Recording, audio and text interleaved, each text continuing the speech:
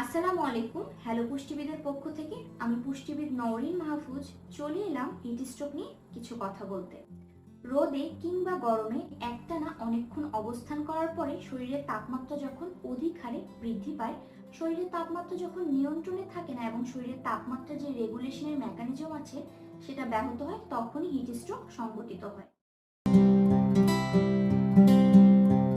Heat stroke সরাসরি হয় না। হিট স্ট্রোক হওয়ার পূর্বে আমাদের শরীর দুই ধরনের সিচুয়েশনের মধ্য দিয়ে অতিবাহিত হয়। এই দুই ধরনের সিচুয়েশনের কোনো একটিতে আপনি যদি ঠিকমতো ব্যবস্থা নেন, সেক্ষেত্রে হিট স্ট্রোক থেকে নিজেকে রক্ষা করা যাবে। হিট স্ট্রোক হওয়ার পূর্বে প্রথম যে সিচুয়েশনের মধ্য দিয়ে ব্যক্তির শরীর অতিবাহিত হয় সেটা হলো হিট ক্রাম্পস।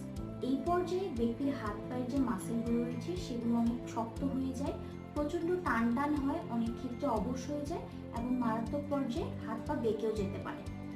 হিট স্ট্রোকের ঠিক পূর্ব মুহূর্তে দ্বিতীয় যে সিচুয়েশনটার মধ্য দিয়ে আমাদের শরীর অতিবাহিত হয় সেটা হলো হিট এক্সজশন।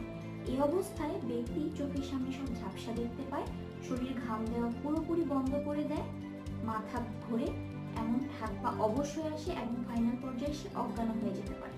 গরমে অবস্থানরত কোনো ব্যক্তি যদি প্রথম সিচুয়েশনটি বুঝতে পেরে সঙ্গে সঙ্গে ব্যবস্থা নেয়, যেমন ছায়ায় চলে যায় কিংবা তার আশেপাশের মানুষরা যদি তাকে ছায়ায় নিয়ে যায়, নর্মাল তাপমাত্রায় পানি পান করায়, একটা ঠান্ডা কাপড় দিয়ে তার শরীর মুছিয়ে দেয়, হালকা একটু মাথা ধুইয়ে দেয়, তাহলে সে খুব সহজে নিজেকে হিট স্ট্রোক থেকে বাঁচাতে পারবে।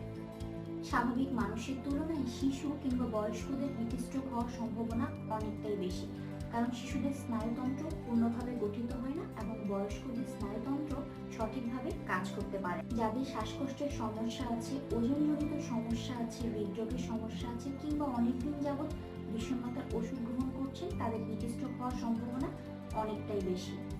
যারা এই উত্তপ্ত আবহাওয়ার মধ্যেও এক্সারসাইজ করছেন তাদের ক্ষেত্রে আমার পরামর্শ, খুব সকালে অথবা সন্ধ্যার পরে নিজের এক্সারসাইজগুলো করুন এবং পরিমিত পরিমাণে নর্মাল তাপমাত্রার পানি এবং বিভিন্ন ফলের শরবত চিনি ব্যতীত গ্রহণ করুন।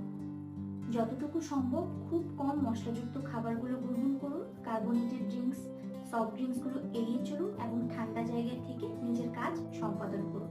ধন্যবাদ।